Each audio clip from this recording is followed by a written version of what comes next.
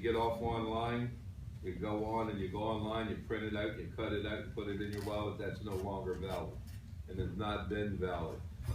It's a bad law that took place, SB 281, which incorporates this requirement. But to a degree, it's a good thing. Very few people know about the HQL. Now, we're a little different than our general community. We're gun people. And many of our people don't know about the handgun qualification permit. Okay, so what we're trying to do, if you're going to be involved in the shooting sport, if you don't already own a gun a regulated firearm pre-October 1st, 2013, you may as well not join a gun club because you can't buy a gun. Typically, when you apply for the handgun qualification permit, it requires a couple of things. You can be exempt from the training.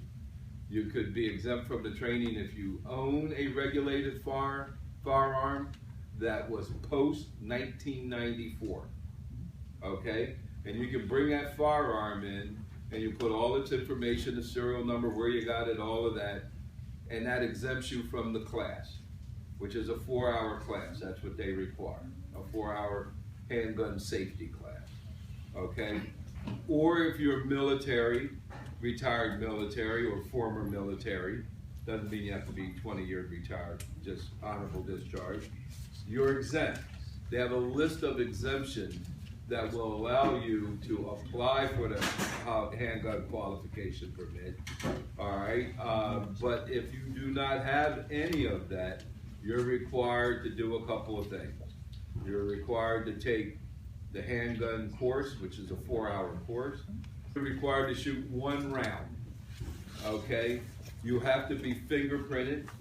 You have to be fingerprinted, okay? And then with all of that said and done, they no longer need to take your photograph. They don't need it. What they do with the handgun qualification permit is they reach out to the MVA and pull your license and your photograph from your license. In this state, if you own a gun, if you pay property tax, if you have a state ID, if you have a driver's license, they have all the information they want. So don't say, I don't want to give them my fingerprints. It doesn't matter. Okay, they already know. Now, at IOTA, for instance, when we typically do it, you need to enter, you'll have to do an application online.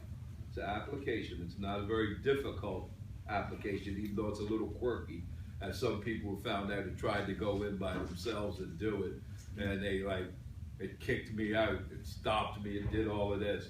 Well, we got it down to a science, kind of. But what you have to do is you'll go in online, you have to create an account with the Maryland State Police. You have to put in a username and your password, and you create an account. Then you have to go in, and then you have to select what type of permit process you're going through, which would be standard HQL permit. All right, and then you put in all kinds of information, but you cannot complete the application until you have 2 numbers. One is the number from your live scan fingerprinting. It must be live scan, not hard prints. All right? And 2, you have to have the instructor number from a qualified handgun instructor, Maryland State Police handgun instructor. So typically what it would look like going through this process, whether you went through it with IOTA or some other firm, we all do it a little different, but in our case, we have to go through the law. And that's required for everyone to go through the law. But because most of us, if not all of us, do not have a Juris Doctorate, we don't interpret the law. We're only required to give you the law. So what we typically do is take the 5 meaningful federal laws and match them up with state laws, and that's what we pretty much give people for the law portion. But in addition to that, what we do, because everybody can read just as well as myself or anyone else, we have the entire set of laws on CD that we issue people.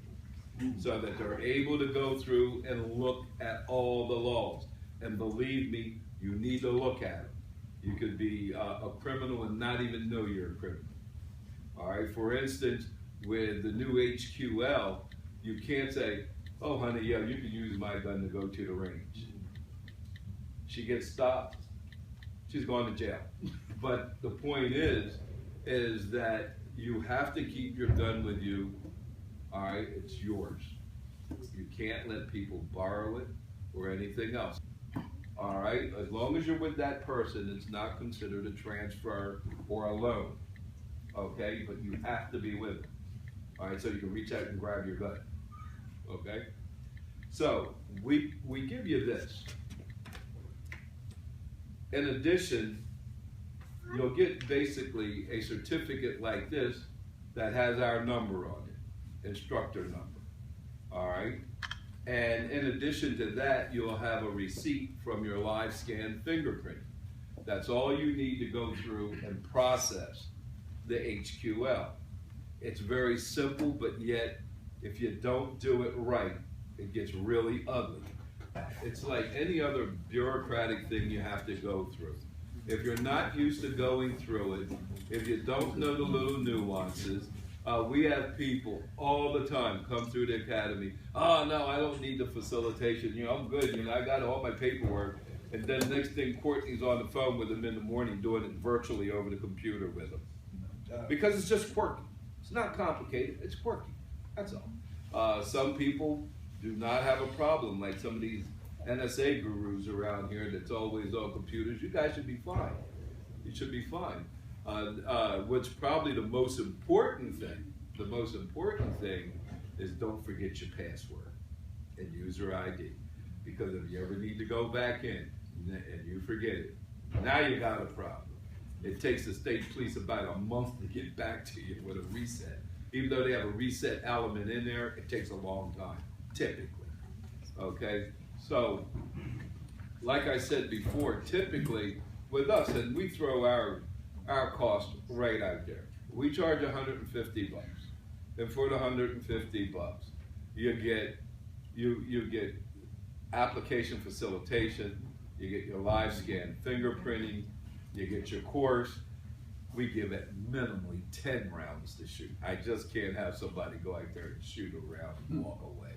Okay, it's just like kind of ridiculous.